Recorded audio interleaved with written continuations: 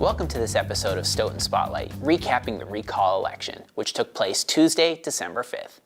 Christine Howe, Rick Hill, and Stephen Cavey were elected to the Stoughton Board of Selectmen as incumbents David Sousa, Peter Brown, and Robert Cohn were recalled.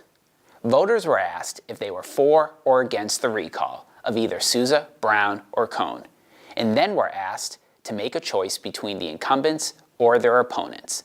In each case, more voters were for the recall than against it, and more voters supported either Howe, Hill, or Cavey over the incumbents.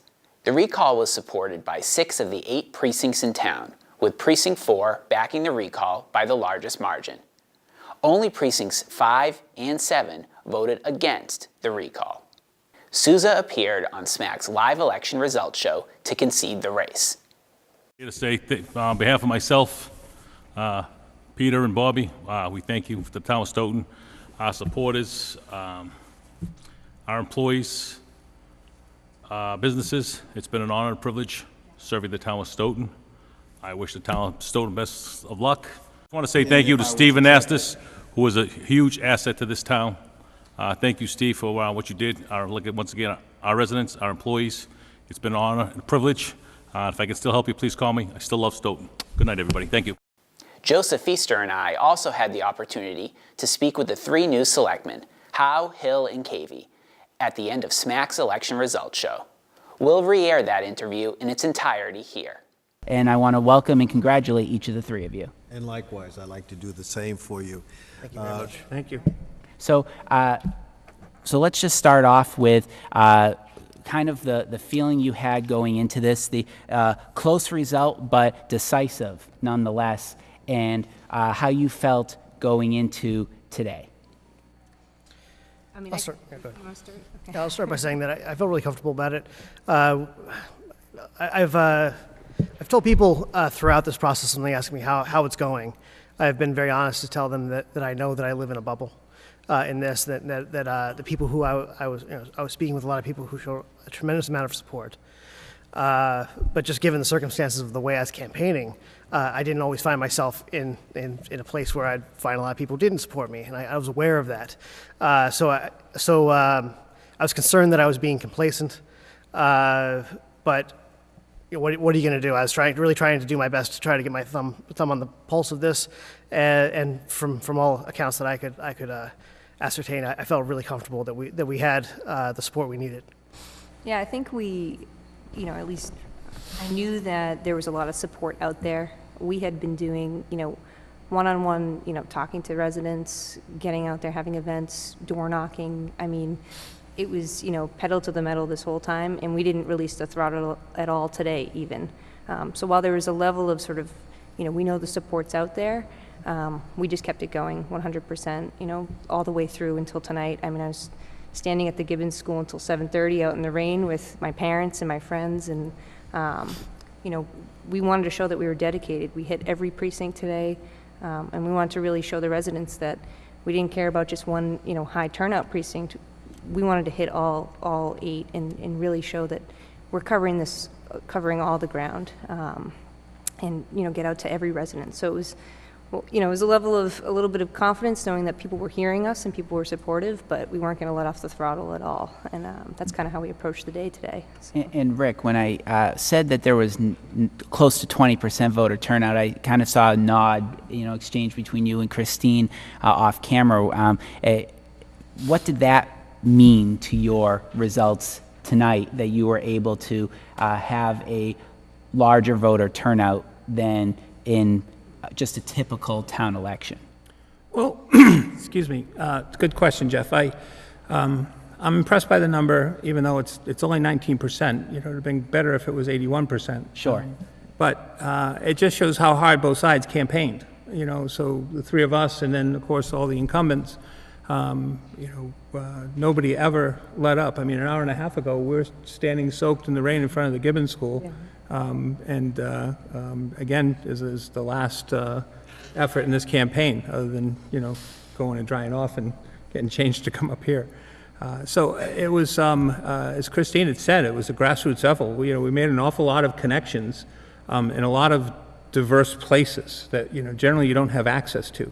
So we did a lot of, meetings, coffees at people's homes, who invited us and welcomed us in. And, we thought that it was so important to hear from every faction, for example, the seniors. And so we, didn't have any access, so we had a luncheon for the folks.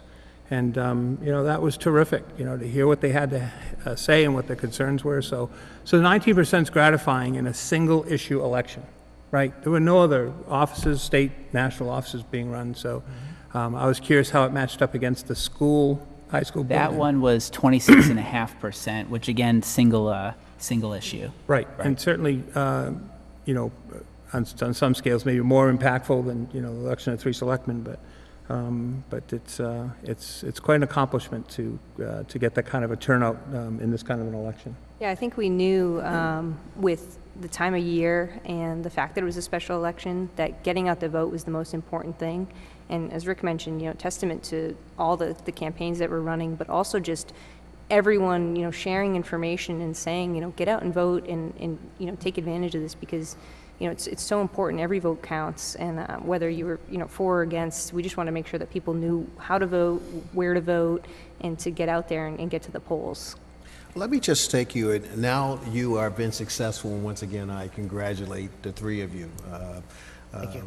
The metaphor I gave earlier may not be the best one, but it's a reality what it is. The recall folks needed 1 seat, and you have 3 seats. So now you have the seats. You as you said, the pedal is on the throttle. You said, Christine, about that. What do you see as your official acts going forward? How do you see how we're going to get the healing process? Because there was clearly, no matter what the numbers show, the town is divided on this particular issue. Yeah. And in order to make it work. So on both of those points, I'd like you to respond as far as what do you see as your major pieces going forward in terms of timing? And you may have them 1, 2, 3, 4, 5. And 2, how are we going to get to the healing in terms of the town? I'd like to address the healing. I don't know if you guys agree with me on this, but my own feeling about this is that I'm concerned that though I technically won an election, I don't really feel like this is necessarily a victory for Stoughton in the sense that narrowly driving yourself off a cliff and surviving is you don't necessarily celebrate that. I think there are times at least there's a good number of people who don't feel like this was a win. And I'm very sensitive to those voices. That's right. I want to hear very much from them. One of the things that I discovered while campaigning was that there were a lot of people who cared less about any particular issue than the fact that they wanted to feel like they could be heard. And that really struck me, and it really had an impression on me that people weren't so concerned with my policy positions as much as if they came before me. They wanted to feel like they were going to get a fair hearing. And I think that really, that says something to me about people's fear of the incumbents who we've replaced and what we need also to heal. And it's not going to be easy. And I imagine that it's not, we're not all going to be pleasant right away, right? But I think if they start to see that people who come before at least me on the board are going to be heard. They're going to get a chance to speak, and even if they're angry, if they're upset, I'll sit and I'll listen, and I want to hear their thoughts. I want to hear their concerns, and it's going to take time. But I hope at some point they'll come to trust that I really genuinely care about what's happening in their lives. One, before I go to both to Christine and to Dick Hill, your race would be the one, because you'd have to run again in April. Is that correct? In April. What's your thoughts about that? Because you have the shortest time in which to serve. Yeah. How are you going to be able to get your message out as to the type of person that you're on? I would suspect that there's probably no more within that time frame before the election, maybe four meetings. Yep. 4 meetings. So what's your thinking around that? Well, my tendency is I'm a very experimental person, right? So I like to kind of test, and see what works, see what doesn't work. And to be honest, it is exhausting. But the things that worked in this election are sort of the freshest in my mind, and the things that didn't work, I have a pretty good idea of how to address them. So as far as strictly how to campaign through something like this, I feel like I have a really strong grasp of what's necessary to make that happen. But there's also, as I mentioned, there's also some hard feelings, and this might be the first opportunity that Stoughton residents have, the first opportunity they have to address that, and I'm very conscious of that. So ultimately, who knows what's going to happen? There might be people who oppose me strictly because they want sort of to punish us for having pulled this off. I imagine most people will rise above that, but it's kind of human. It's kind of human nature, and I would not be surprised if there was at least some sense of that. But at the end of the day, I think people were looking for decency, and if they give me a chance, I think I'll be able to show them that I'm there for them. But just following up the conversation that we had during our interview, you are running in April for re-election. Absolutely, yeah. And I know that people are at home are probably groaning. We're already talking about the next election, but as Joe said, it's only a few months away. So the next a couple things I want to just bring up, because they're things that you'll have to deal with right away. The board currently is without a chair and a vice chair, so you'll have to decide on leadership roles among the board. So I'd like to ask you thoughts on who might make the next chairman or vice chairman of this board. I think it's premature to ask that. Certainly, I don't want to. I think one of the things we're going to be hypersensitive to is thinking any one of us represents the board, and that was a particular issue for us. So I think when the board convenes, they'll figure it out. What about what? Let me move to My opinion. Sorry. Well, and again, I would having get to know the three of you, that's going to be the political response anyway. So in terms of that's fine, but we had to ask that. But more importantly, having sat in this office over here and worked with the Board of Selectmen, I know for a fact, and Dick, or Rick, for sure that you have to do, the budgetary process is moving along right now. You got to bring warrants forward, and all of these things have to take place in a short period of time so that we're ready for April or May. How do you pretend that you're going to be able to get that done? And also that means working not only amongst the committees of the finance committee and all the committees under the moderator, but it's also working with the interim town manager. How do you see how all of that's going to come together, any one of the three of you? Yeah, I think earlier Steve put it best. Before this, he said, I think the campaign was unfortunately probably the easy part. Because we're going to jump in, and like you said, we have budgets, we have different things to approach in terms of town manager, and luckily we have a lot of experience amongst us. We have an experienced member of the Board of Selectmen, we have a newer member of the Board of Selectmen in Michael Sullivan, but also Rick was on the Finance Committee for 9 years. I've been on the Finance Committee, Steve as well. So I think we're ready to jump in and start tackling those projects. We have an understanding of it, and we know that, we knew from the get-go that this election was in December and that these things were coming up the pipeline. So it hasn't been, too far in the back of our minds, and I think we're ready to jump in. And as you had said earlier, the campaigning part was this was the easy part, and now we have to get to work.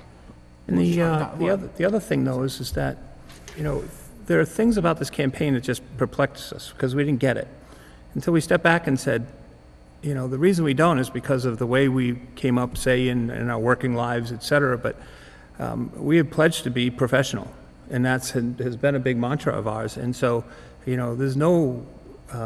are no other issues here except for the town's business, as far as I'm concerned. So, we just look at it as how would you approach it as any other, venture that you're going after. And at this point, we're all three of us have come to regard each other as professionals, and we figure things out as we go, and there's no vying for slots. So Well, I watched George Stephanopoulos on Sunday, so I have to ask this question, because this is the elephant that's in the room. The town manager issue. Thank you. I was going to ask that, Joe. I felt you we both were panning on that particular question, and, you know, that is the elephant in the room that was used by the no recall folks. Were saying that, fine, if these folks get in, they're going to bring back Mike Hartman and get rid of Anastas. What say you? I didn't have any intention of bringing back Mike Hartman. I think that Mike Hartman was the catalyst for a lot of this. And the process, again, the lack of process, trying to beat the system, so to speak. You know, the charter was designed to take a majority of the selectmen plus one to terminate a town manager. And I think that some of the things we'll need to do when we get plugged in is to start looking at the charter to make sure that we can clean up some of these areas that might be considered gaps. But at the end of the day, I don't think it was any one of our intentions, again, I'll speak for myself, but the mission here wasn't to bring back Mike Hartman. The mission was to stabilize the government. And now our mission is to find a permanent town manager. In the interim, do you envision Mr. Nastos staying on as the interim town manager? Well, again, you're asking me an opinion of, you know, Sure. I think the board needs to kind of consider that question as a board. Yeah, I'd just like to address this a little bit. So just to your first question, you know, personally, I did not spend the last 6 months burning myself down to a nub, right, to get somebody I've never met their job back, and so I'm not. This was not about Hardman at any point for me. As far as just pragmatically, I think it would be absolutely destructive to this town to really make that our approach. So, you know, I have no intention of pushing that forward, and it makes no sense to me, and I don't think it makes no sense for our town. Well, Christine, I got to give you a no. Christine, I'm not going to let you escape that question. You know, so you know, if you would like to comment on it, and the reason why I put that back out there because that was the centerpiece of the no recall folks. Yeah, I And mean, said, as Rick that's stated. what they use as the mantra. Yeah, for that. as Rick stated, it was about the process. It's always been about the process all along, and we want to do things right by the process. We're now, you know, we're not a board of 3, we're a board of 5. So moving forward, you know, that's how we're going to approach issues, is we're going to, you know, do the right process and follow the policy and come up with the best decision that will help this town. So that's how we're going to approach hiring a new town manager, and that's how we're going to approach the current interim town manager and any issue that comes before this board. It's about doing things the right way and not trying to subvert that process. Right. And as Steve had mentioned, it would be quite destructive, likely, to bring back Mike Hartman, and that's not our intent. Our intent's to restore some of the process to this board and that, you know, openness and transparency, and ultimately allow the residents to trust us that we're going to make the best decisions for them. Right. And unfortunately, we're going to have to deal with the legal aftermath of all of that as well, so. Well, as Jeff pointed out, having spoken with the town clerk, you can get sworn in 2 days. Mm-hmm. So can we expect that you'll be the sitting selectman at the next selectman meeting? Which I believe is Monday, December 11th. I think I still have some vacation time left, so if I can get off work. No, I think we intend, if we're sworn in and everything's certified, then we do intend to serve immediately. All right. And just lastly, I know you have supporters waiting for you, and we thank you for taking your time and being able to speak to residents tonight via television. I'd just like Facebook. And Facebook, yes, we are on Facebook Live as well, trying that out for the first time. I'd like just to give you an opportunity, some quick final thought before, speaking directly to the residents before we let you go tonight. And that's the camera that's on, right? The one over there. This one? Red light. Let me jump in. Yeah, if you want to start, Rick. I feel like we've got a lot of work to do.